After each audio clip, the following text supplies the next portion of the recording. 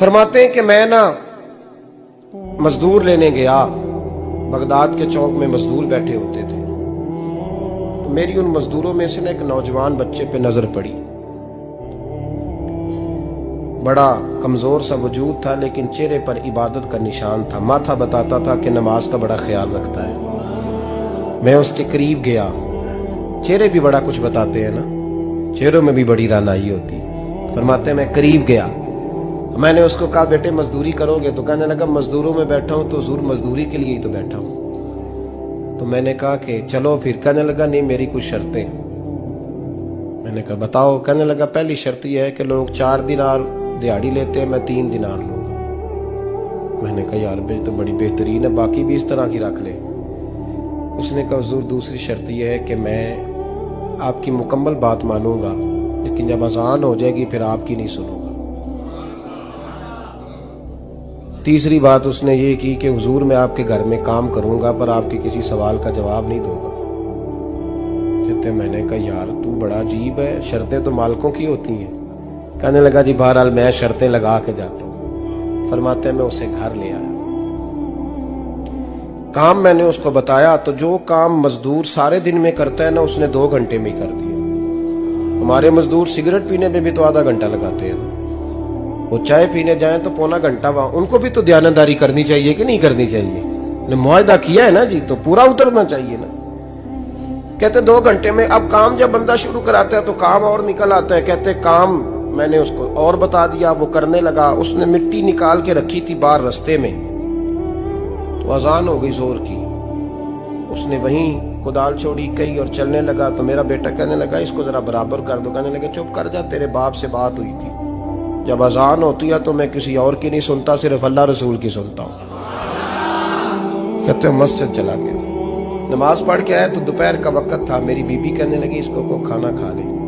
कहते हमने कहा खाना खा लो। तो कहने लगा मैंने रोजा रखा हुआ, रमजान भी नहीं था, नफली रोजा रखा हुआ। फरमाते हैं शाम हुई, मैंने 3 दिनार दिए। तो मैंने कहा तेरा नाम क्या है? कहने लगा मैंने आपसे कहा था मैं किसी सवाल का जवाब नहीं दूंगा। वो चला गया। अगले दिन मैं फिर लेने गया उसे, काम कुछ और निकल आए। तो लोगों ने बताया वो सिर्फ हफ्ते वाले दिन आता है। मैंने कहा क्यों? कहने लगे जी वो कहता है मेरा हफ्ते का खर्चा 3 दिनार है, जब 3 दिनार कमा लेता हूं तो बाकी सारा टाइम अल्लाह रसूल की जिक्र में गुजार दिया करता हूं। फरमाते हैं अजीब। अगले हफ्ते मैं फिर लेने गया, मैंने पूरा हफ्ता इंतजार किया कि काम उसी से कराना है। मैं जब गया तो मैंने कहा चलो। कहने लगा मेरी शर्तें याद है ना? और मैंने कहा याद है भाई, साथ चल।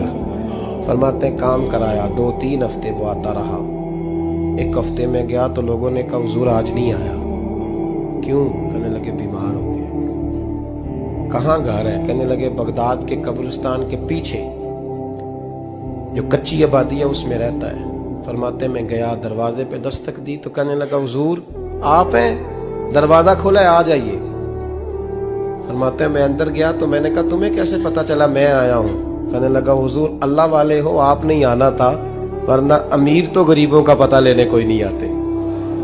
कहते मैं करीब गया तो कहने लगा मैं आपका इंतजार कर रहा था, तेज बुखार है, तप रहा। जेब से कुछ पैसे निकाले। कहने लगा ये पैसे रखने। एक अंगूठी निकाली। कहने लगा हुजूर आज रात को मेरा इंतकाल हो जाएगा, इन पैसों का कफन खरीद के सुबह जनाजा पढ़ के मुझे दफन कर देना, और जब दफन करो तो ये अंगूठी लेके असर के बाद हारून रशीद के पास जाना। आप उसे कहना मैंने मिलना है पर वो आपको टाइम नहीं देगा। आप उसको आवाज दीजिएगा कि तेरी एक अमानत है मेरे पास। फिर वो आपसे मिलेगा तो अंगूठी दे दे, फिर आप मेरी तरफ से फारिग हैं। हजरत फरमाने लगे तेरा नाम? और कहने लगा हुजूर वक्त थोड़ा है, आज रात मैंने जाना है, बड़ी लंबी माफी मांगनी है रब करीम से, अगर मुनासिब समझे तो मुझे अपने रब से तन्हाई कर देने। फरमाते हैं मैं आ गया पर उसकी बातों ने मुझे सारी रात सोने नहीं दिया। फरमाते हैं सुबह बड़ी मुश्किल से सूरज निकला, मैं गया दरवाजे पे हाथ रखा तो दरवाजा खुला हुआ था। अंदर दाखिल हुआ तो खुशबुएं मेरा इस्तकबाल कर रही थी। जब चेहरे से कपड़ा हटाया तो उसका तो इंतकाल हो चुका। इंतकाल हो चुका है, ऐसे जैसे किसी का दीदार करके सोया। कहते मैं तो 2 आदमी ले गया था जनाजे पे, पर पता नहीं दुनिया किधर किधर से आई, कहां कहां से। अखा जदों मीटियां जमाना मैनू रोवेगा, अपना ते अपना बेगाना मैनू रोवेगा। फरमाते हैं मैं तो 2 बंदे ले गया था, पर पता नहीं मखलूक कहां कहां से आई। जनाजा पड़ा, दफन किया। हारून रशीद के पास में असर के बाद गया। मैंने बुलाना चाहा पर बादशाह था, मेरी तरफ देखा ही नहीं। मैंने उसको कहा तेरी एक अमानत मेरे पास है। फरमाते हैं मुझे कोने पे ले गया। क्या बात है? कमरे में बुलाया, मैंने अंगूठी दी।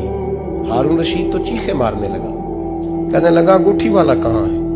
मैंने कहा वो तो इंतकाल कर गया। कहने लगा मुझे कब्र पे ले चल। कहते मैं कब्र पे लाया तो वो लेट गया, तड़प के रोने लगा। मैंने कहा मेरा कलेजा फट जाएगा, ना उसने कुछ बताया ना तूने बताया, ये कौन था? तो हारून रशीद कहने लगा ये मेरा बेटा था। मैंने कहा तेरा बेटा और मजदूर? कहने लगा हुजूर ये हजरत दाऊद ताई के पास बैठा करता था, उनका मुरीद था। मुझे रोज कहता था अब्बा तूने बड़ी दुनिया इकट्ठी कर ली है, मरते वक्त तुझसे टांगे समेटी नहीं जाएंगी, इतना हिसाब नहीं तू दे सकेगा। मैं इसको समझा देता, इसकी अम्मा समझा देती। ये रोज हमें कहता छोड़ दो, आ जाओ अल्लाह रसूल की बारगाह में झुक जाएं। हम समझ। एक दिन ये चला गया, कहने लगा फिर तुम्हारा रास्ता और है और मेरा रास्ता और है। ये सोने की अंगूठी गलती से इसके पास रह गई, गलती से हीरे की अंगूठी चली गई। कहने लगा देखो मेरे बेटे ने आज वो भी वापस कर दी है।